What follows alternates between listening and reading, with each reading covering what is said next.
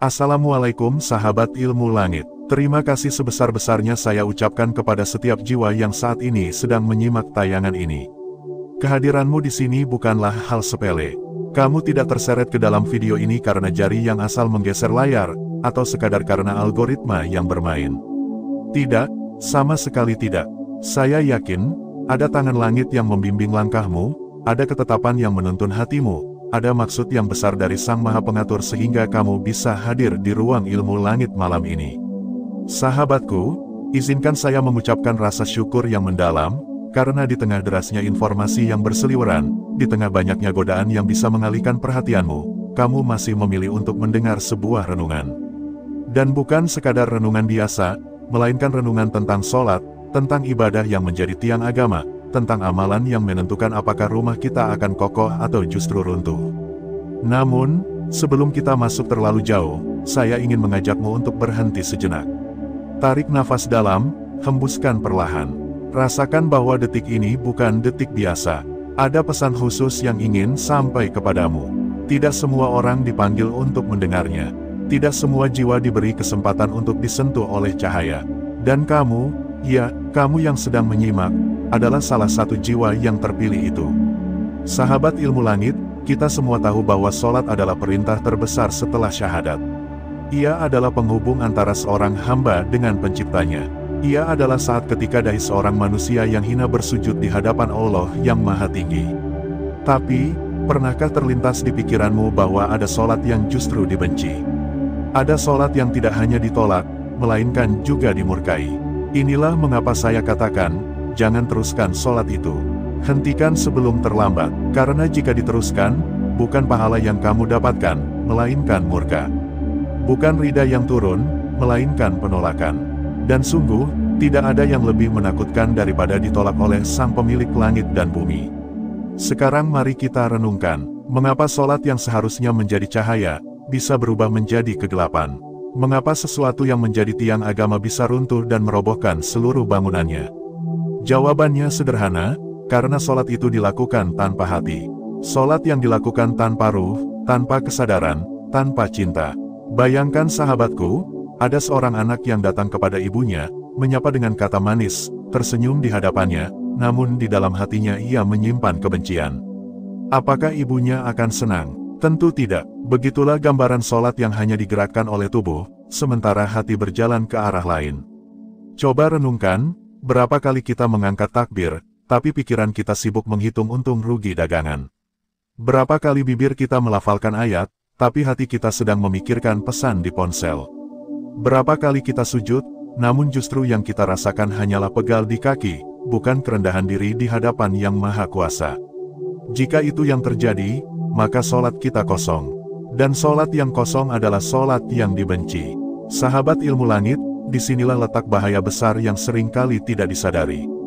Kita merasa sudah sholat, kita merasa sudah menunaikan kewajiban, padahal yang kita lakukan hanyalah gerakan mekanis yang tidak berbeda dengan robot. Kita sujud tanpa makna, kita rukuk tanpa rasa, kita membaca tanpa tadabur. Dan Rasulullah telah mengingatkan, ada banyak orang yang sholat, tapi tidak mendapatkan apa-apa selain rasa lelah. Apakah kamu pernah merasa, setelah sholat, hatimu tetap gundah, dadamu tetap sesak, rezekimu tetap seret, masalahmu tetap mengikat? Bisa jadi itu karena sholat kita tidak sampai ke langit. Sholat kita hanya berhenti di lantai tempat kita berdiri. Sahabatku, coba pikirkan baik-baik. Bagaimana jika sholat yang kita lakukan selama bertahun-tahun ternyata hanyalah rutinitas kosong? Bagaimana jika sholat yang kita banggakan ternyata tidak pernah tercatat sebagai pahala, melainkan hanya menjadi catatan sia-sia? Bukankah itu menakutkan? Maka dari itu, kita perlu berhenti sejenak dan bertanya, apakah sholatku termasuk sholat yang dicintai atau sholat yang dibenci? Apakah sholatku mengundang rahmat atau justru menimbulkan murka? Saya tahu, sebagian dari kita mungkin mulai merasa khawatir. Jangan-jangan selama ini kita termasuk golongan yang dimaksud dalam Al-Quran, yaitu orang-orang yang lalai dalam sholatnya. Lalai bukan berarti tidak sholat, tapi lalai di dalam sholat. Lisannya membaca, tubuhnya bergerak, tapi hatinya tidak pernah hadir. Dan disinilah saya ingin mengajakmu untuk menyalurkan energi positif. Tulis angka 77 di kolom komentar. Angka itu bukan sekadar angka, melainkan simbol pengingat. Bahwa kita ingin hati kita dihidupkan kembali, bahwa kita ingin sholat kita bercahaya, bahwa kita ingin sujud kita menembus langit. Sahabat ilmu langit, jangan pernah mengira kehadiranmu di video ini kebetulan. Tidak ada yang kebetulan dalam hidup seorang mukmin. Setiap langkah sudah digariskan, setiap pertemuan sudah ditulis, setiap kalimat yang kau dengar saat ini adalah bagian dari takdir yang indah. Dan mungkin, inilah cara Allah menegur kita dengan lembut, agar kita segera memperbaiki sholat sebelum terlambat. Karena pada akhirnya, sholatlah yang akan menjadi penentu. Jika sholatmu baik, maka amal lainmu akan baik. Jika sholatmu rusak, maka amal lainmu akan rusak. Maka pertanyaannya, apakah kita rela seluruh amal kita hancur hanya karena kita tidak menjaga sholat dengan hati? Bayangkan, sahabat, di hari kiamat kelak, ketika manusia berkumpul dengan wajah penuh ketakutan, hal pertama yang akan ditanyakan adalah sholat. Jika sholatmu diterima, maka seluruh amal lainmu akan ikut diterima. Tapi jika sholatmu ditolak, maka amal lainmu akan ikut ditolak. Sungguh, tidak ada yang lebih menakutkan daripada itu. Karena itu, mari kita berhenti dari sholat yang sia-sia. Mari kita hentikan sholat yang hanya rutinitas. Dan mari kita mulai menghidupkan sholat yang penuh ruh, penuh makna, penuh cinta. Sahabatku, di bagian ini kita baru membuka pintu pertama dari pembahasan yang panjang. Masih ada banyak hal yang harus kita ungkap. Sholat yang dibenci bukan hanya soal lalai, tapi juga tentang riya, tentang pamer, tentang menjadikan sholat sebagai panggung, bukan penghambaan. Kita akan masuk ke sana di bagian berikutnya, agar hati kita semakin sadar, agar langkah kita semakin terjaga. Dan ingat, tidak ada yang kebetulan. Kehadiranmu di sini adalah bukti bahwa Allah sedang memanggilmu. Maka jangan sia-siakan panggilan ini. Karena bisa jadi, detik inilah yang akan mengubah hidupmu. Sahabat ilmu langit, kita sudah sampai di pintu pertama. Kita sudah menyadari bahwa ada sholat yang bisa berubah menjadi sesuatu yang dibenci Allah dan Rasulullah. Di bagian pertama kita membahas tentang sholat yang kosong, sholat yang hanya gerakan tubuh tanpa ruh, sholat yang tidak pernah menggetarkan langit. Dan kini, kita akan melangkah lebih dalam, menyingkap lapisan berikutnya dari rahasia besar ini. Saya ingin bertanya padamu, pernahkah kamu melihat seseorang yang sholat dengan gerakan cepat, seperti sedang terburu-buru mengejar sesuatu? Rukuknya sekilas, sujudnya sekejap, berdirinya hanya seolah-olah menempelkan tubuh ke bumi lalu segera bangkit lagi. Pernahkah kamu merasa heran melihatnya? Atau jangan-jangan, kita sendiri pernah melakukannya? Rasulullah pernah menyebut orang yang sholat dengan cara seperti ini sebagai orang yang sholatnya bagaikan mematuk tanah. Seperti ayam yang sedang mematuk makanan. Tidak ada kehusyukan, tidak ada ketenangan, tidak ada rasa tunduk. Padahal, inti sholat adalah tumaninah, ketenangan dalam setiap gerakan. Sholat yang terburu-buru, sholat yang hanya ingin cepat selesai, adalah sholat yang dibenci. Karena sholat itu kehilangan esensinya. Bagaimana bisa kita menyebut diri sedang menghadap Sang Raja, tetapi tubuh kita seolah tidak sabar untuk segera pergi meninggalkan hadiratnya? Bayangkan, sahabatku, ada seorang hamba yang diundang ke istana oleh Raja Besar. Namun, saat bertemu, ia hanya menunduk sebentar, berbicara seadanya, lalu bergegas pergi tanpa memperlihatkan rasa hormat. Bagaimana kira-kira perasaan Sang Raja? Tentu saja ia merasa dihina. Begitulah kira-kira gambaran sholat yang dilakukan dengan terburu-buru. Sahabat ilmu langit, mari kita jujur pada diri sendiri. Berapa kali kita sholat hanya untuk memenuhi kewajiban, bukan karena kerinduan? Berapa kali kita sholat hanya untuk menggugurkan kewajiban, bukan karena ingin bercengkrama dengan Sang Pencipta? Dan berapa kali kita berharap sholat segera selesai agar bisa kembali ke urusan dunia? Itulah yang disebut sholat tanpa cinta. Sholat yang dijalankan tanpa rasa rindu. Sholat seperti ini hanya melahirkan kebosanan, dan kebosanan itu akhirnya menjadikan sholat sebagai beban. Padahal, sholat seharusnya menjadi sumber kekuatan, sumber kebahagiaan, sumber kedamaian. Sekarang mari kita masuk ke lapisan berikutnya. Sholat yang dibenci Allah adalah sholat yang penuh dengan riya. Riya berarti melakukan sholat bukan untuk Allah, tetapi untuk manusia. Seseorang berdiri tegak, melafalkan ayat dengan suara indah, memperpanjang sujud, tetapi hatinya bukan sedang mencari ridha Allah, melainkan sedang mencari pujian manusia. Inilah yang sangat berbahaya, sahabatku. Karena sholat seperti ini tidak hanya ditolak, tetapi juga menjadi dosa. Riya adalah syirik kecil. Rasulullah menyebutnya sebagai penyakit hati yang sangat halus. Bayangkan, betapa mengerikannya. Kita berdiri di hadapan Allah, tetapi hati kita sedang menoleh kepada makhluk. Kita sujud di hadapan Sang Pencipta, tetapi hati kita sedang berharap tepukan manusia. Sahabat ilmu langit, mari kita jujur lagi. Pernahkah kita merasa lebih semangat sholat saat ada orang lain yang melihat? Pernahkah kita memperpanjang bacaan hanya karena ingin terlihat lebih saleh? Jika iya, itu tanda bahwa riya mulai menyusup dalam hati kita. Dan sholat yang terkontaminasi riya adalah sholat yang dibenci. Riya bagaikan racun yang merusak isi hati. Ia mungkin tidak terlihat, tapi ia menghancurkan perlahan. Dan yang lebih berbahaya, banyak orang tidak sadar sedang terjangkiti.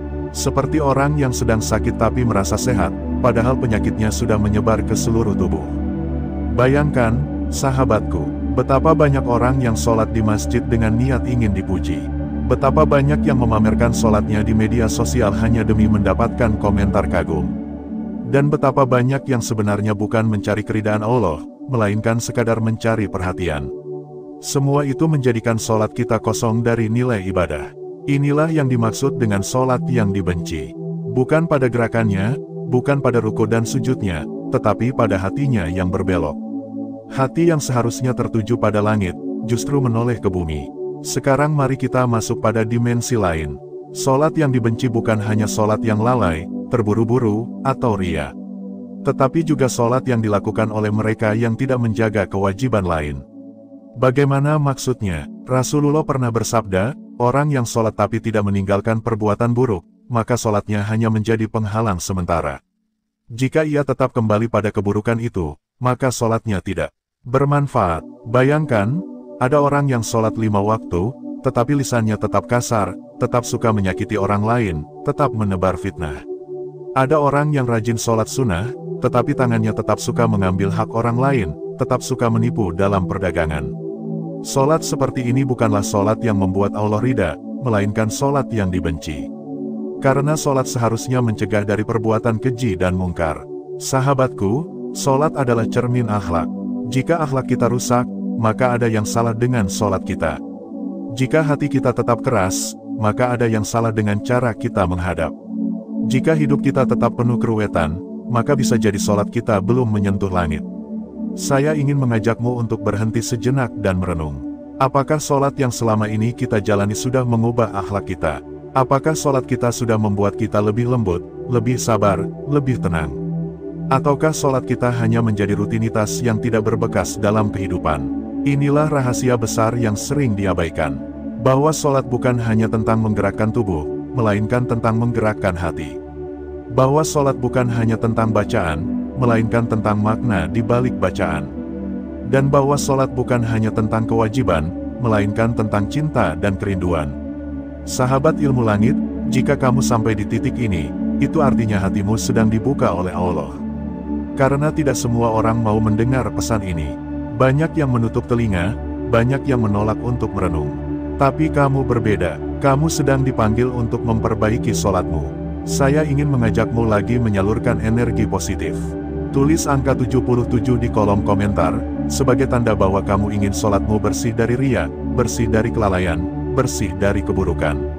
Angka itu menjadi simbol tekad kita bersama, bahwa kita tidak ingin sholat kita dibenci, melainkan sholat yang dicintai. Sahabatku, bayangkan betapa indahnya jika setiap kali kita sholat, hati kita benar-benar hadir. Saat takbir, kita merasakan seluruh dunia terlepas. Saat ruku, kita merasakan tubuh ini tunduk penuh penghormatan. Saat sujud, kita merasakan seolah-olah seluruh dosa kita luruh ke bumi. Bayangkan betapa damainya hidup jika sholat kita benar-benar menjadi obat, menjadi cahaya, menjadi penyejuk hati. Dan itulah yang kita cari. Sholat yang dicintai, bukan sholat yang dibenci. Sholat yang membawa rahmat, bukan sholat yang menambah beban. Sahabat ilmu langit, di bagian ini kita baru menyingkap sebagian dari rahasia besar. Masih ada lapisan lain yang harus kita bongkar. Masih ada tanda-tanda yang harus kita kenali, agar kita tahu apakah sholat kita sudah diterima atau justru ditolak. Karena pada akhirnya, semua ini akan menentukan bagaimana akhir hidup kita. Maka, tetaplah bersama saya di Ilmu Langit. Kita akan lanjutkan perjalanan ini di bagian ketiga. kita akan menyelami lebih dalam tentang tanda-tanda sholat yang dibenci dan bagaimana cara memperbaikinya. Karena tidak ada yang lebih penting daripada memastikan ibadah utama kita benar-benar diterima di sisinya. Sahabat ilmu langit, kita sudah berjalan cukup jauh. Kita sudah membongkar sholat yang kosong, sholat yang terburu-buru, sholat yang penuh riya, bahkan sholat yang tidak berbekas dalam akhlak. Semua itu adalah potret sholat yang dibenci Allah dan Rasulullah. Dan kini kita sampai pada bagian yang paling menentukan, yaitu bagaimana mengenali tanda-tanda sholat yang ditolak, dan bagaimana mengubahnya menjadi sholat yang diterima. Mari kita mulai dengan sebuah pertanyaan sederhana. Apakah kamu pernah merasa, setelah sholat, hidupmu tetap sama? Tidak ada ketenangan, tidak ada cahaya, tidak ada perubahan. Itu tanda pertama, karena sholat yang diterima selalu meninggalkan bekas. Sholat itu membuat hati lebih lembut, membuat jiwa lebih tenang, membuat pikiran lebih jernih. Jika itu tidak terjadi, berarti ada yang salah dalam sholat kita. Tanda kedua, sholat yang dibenci tidak membuatmu takut berbuat dosa. Bayangkan, seseorang sholat 5 waktu setiap hari, tetapi lisannya tetap ringan melukai orang lain, tangannya tetap ringan mengambil yang bukan haknya, matanya tetap mudah melihat yang haram. Apa artinya? Sholatnya tidak sampai ke hati. Dan sholat yang tidak sampai ke hati adalah sholat yang dibenci. Tanda ketiga, sholat yang dibenci adalah sholat yang hanya terasa berat. Orang yang melakukannya merasa malas, merasa terbebani, merasa ingin cepat selesai. Padahal, bagi hamba yang dicintai Allah, sholat adalah istirahat bagi jiwa. Rasulullah bersabda, "Jadikanlah sholat sebagai penyejuk mataku." Artinya, beliau menjadikan sholat bukan beban, melainkan pelipur lara. Jika sholat masih terasa beban, itu tanda kita belum menemukan manisnya ibadah. Sahabat ilmu langit, di titik ini mungkin ada yang mulai merasa cemas. Jangan-jangan sholat saya termasuk yang dibenci. Jangan-jangan selama ini saya hanya menjalani kewajiban tanpa makna. Jangan khawatir, rasa cemas itu justru tanda kebaikan. Karena orang yang masih bisa cemas berarti hatinya masih hidup. Orang yang sudah tidak peduli, itu yang berbahaya. Sekarang mari kita bicara tentang jalan keluar. Bagaimana agar sholat kita tidak dibenci, tetapi dicintai. Bagaimana agar setiap takbir yang kita angkat benar-benar membuat langit terbuka, bukan tertutup. Langkah pertama adalah menghadirkan niat yang tulus. Jangan sholat karena orang lain. Jangan sholat karena ingin terlihat baik. Sholatlah karena rindu, karena ingin dekat, karena ingin berbicara dengan sang pemilik segala sesuatu. Awali setiap sholat dengan niat yang jernih, dengan hati yang pasrah, dengan kesadaran penuh bahwa kita ini hamba. Langkah kedua adalah memperbaiki wudhu. Jangan remehkan wudhu, karena ia adalah kunci sholat. Bagaimana mungkin kita ingin masuk istana raja dengan pakaian kotor? Begitu pula sholat, bagaimana mungkin kita ingin menghadap Allah tanpa bersih? Rasulullah bahkan bersabda, wudhu adalah separuh dari iman. Jadi, sempurnakanlah wudhu dengan kesadaran, rasakan setiap tetesan air yang jatuh sebagai penghapus dosa. Langkah ketiga adalah memperhatikan bacaan. Jangan sekadar membaca tanpa makna. Jika membaca Al-Fatihah, resapi bahwa kita sedang memuji, sedang memohon, sedang meminta jalan lurus. Jika membaca tasbih dalam ruku dan sujud, rasakan bahwa kita sedang merendahkan diri di hadapan Sang Maha Agung. Dengan begitu, setiap kata yang keluar dari lisanmu akan mengetuk pintu langit. Langkah keempat adalah menjaga tumaninah. Jangan terburu-buru, jangan seperti ayam yang mematuk tanah. Nikmati setiap gerakan, tenangkan hati, biarkan tubuh dan ruhmu bergerak bersama. Karena sholat yang benar bukan hanya tentang gerakan yang sah, tetapi juga tentang ketenangan yang menghadirkan cinta. Langkah kelima adalah menjaga sholat dari riya. Jangan biarkan hatimu berpaling pada manusia. Ingatlah, manusia tidak memberi apa-apa, manusia tidak bisa menambah rezekimu, manusia tidak bisa mengangkat derajatmu. Hanya Allah yang mampu. Jadi, fokuskan hatimu hanya padanya. Langkah keenam adalah menjadikan sholat sebagai perisai. Setelah sholat, jaga dirimu dari perbuatan buruk. Jangan biarkan lisanmu kembali kotor, jangan biarkan tanganmu kembali berbuat zalim, jangan biarkan hatimu kembali sombong. Karena sholat yang benar akan menuntunmu untuk menjadi lebih baik setiap hari. Sahabat ilmu langit, jika semua ini kita lakukan, maka sholat kita akan berubah. Sholat yang tadinya dibenci, akan menjadi sholat yang dicintai. Sholat yang tadinya ditolak, akan menjadi sholat yang diterima. Dan tidak ada yang lebih indah daripada itu. Bayangkan, setiap kali kita berdiri mengangkat tangan, malaikat di langit ikut bergembira. Setiap kali kita ruku, pintu-pintu rahmat terbuka. Setiap kali kita sujud, dosa-dosa kita luruh bagaikan dedaunan yang gugur di musim kemarau. Bayangkan betapa indahnya hidup jika setiap sholatmu benar-benar sampai ke hadiratnya. Sahabatku, inilah rahasia yang jarang disadari. Bahwa sholat bisa menjadi kunci surga, tetapi juga bisa menjadi penghalang menuju neraka. Semua tergantung pada bagaimana kita melakukannya. Jika sholatmu benar, ia akan menjadi cahaya di kuburmu. Jika sholatmu rusak, ia akan menjadi kegelapan yang menjeratmu. Di titik ini, saya ingin mengajakmu kembali menyalurkan energi positif. Tulis angka 77 di kolom komentar sebagai doa agar sholat kita selalu diterima, agar hati kita dijaga dari ria, agar tubuh kita dijaga dari kelalaian. Angka itu akan menjadi simbol tekad kita, bahwa kita tidak ingin lagi melanjutkan sholat yang dibenci. Kita ingin memulai sholat yang benar, sholat yang membuat hidup kita bercahaya. Sahabat ilmu langit, mari kita renungkan sekali lagi. Jika sholat kita rusak, maka seluruh amal kita akan rusak.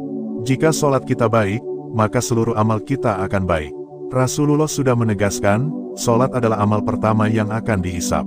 Jadi, jangan main-main dengan sholat. Jangan melanjutkan sholat yang dibenci. Hentikan sekarang juga, mulailah sholat yang benar. Dan ingat, kehadiranmu di sini bukan kebetulan. Allah yang menuntunmu untuk mendengar pesan ini. Allah yang ingin hatimu terguncang agar segera kembali. Jangan tunda lagi, karena kita tidak tahu kapan ajal akan datang. Jangan sampai kita meninggal dalam keadaan sholat kita dibenci. Sahabat ilmu langit, perjalanan kita hari ini belum selesai. Di bagian kesimpulan nanti, kita akan merangkum semuanya.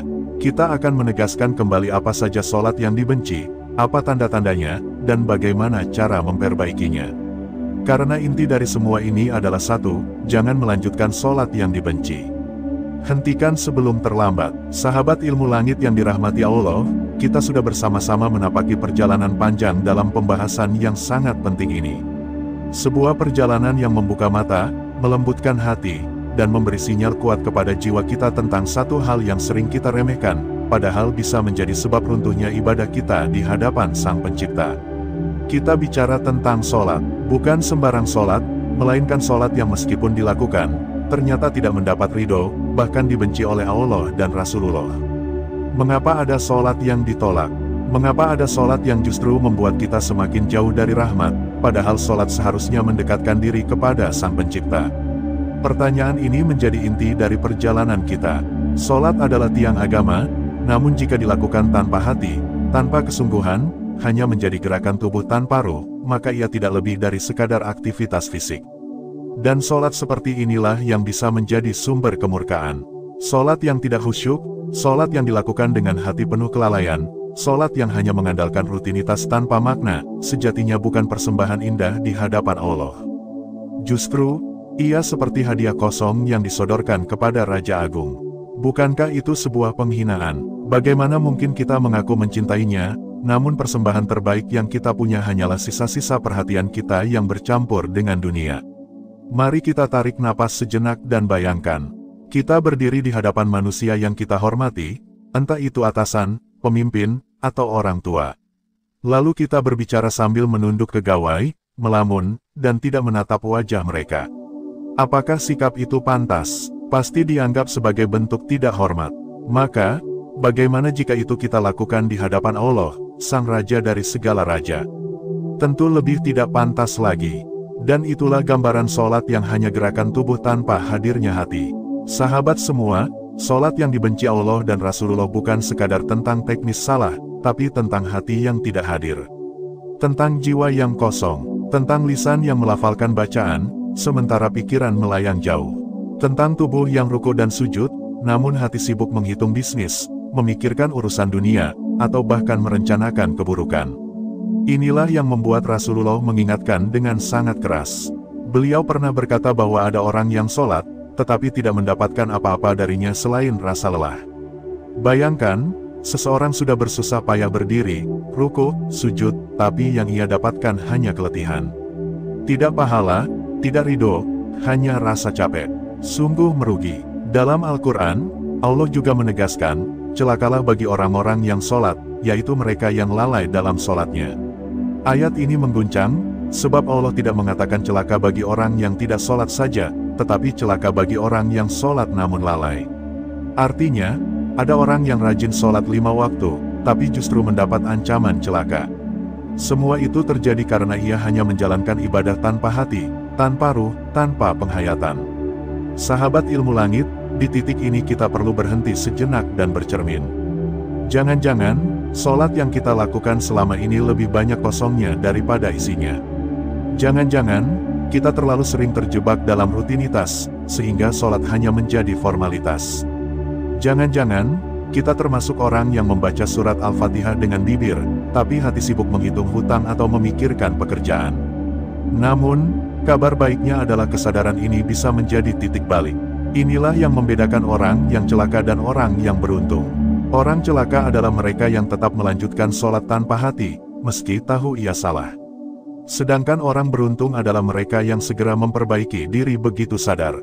Hari ini, saat kita menonton video ini, bukanlah kebetulan. Ini adalah teguran lembut dari Allah, peringatan dari langit, agar kita segera memperbaiki sholat sebelum terlambat. Bayangkan jika kelak malaikat maut datang menjemput. Sholat kita yang selama ini asal-asalan akan menjadi saksi.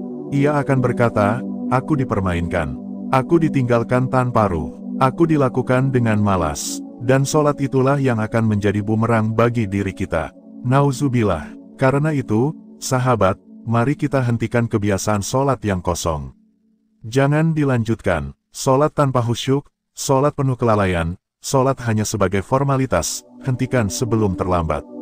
Gantikan dengan sholat yang penuh kesadaran, penuh cinta, penuh penghayatan. Jadikan sholat sebagai dialog intim dengan Sang Pencipta, bukan sekadar kewajiban yang membebani. Ketika kita sholat dengan hati yang hadir, maka setiap bacaan menjadi doa, setiap gerakan menjadi persembahan. Ruku bukan hanya menunduk, tapi tanda tunduknya jiwa. Sujud bukan hanya menempelkan dahi, tapi tanda hancurnya keangkuhan kita di hadapan Sang Maha Besar. Dan tahiyat bukan hanya duduk, tapi bukti kerendahan hati seorang hamba yang sedang bermunajat. Sahabat ilmu langit, mungkin perjalanan kita memperbaiki sholat tidak mudah. Kita akan sering terganggu pikiran, kita akan sering lalai. Namun, ingatlah, Allah Maha Pengasih.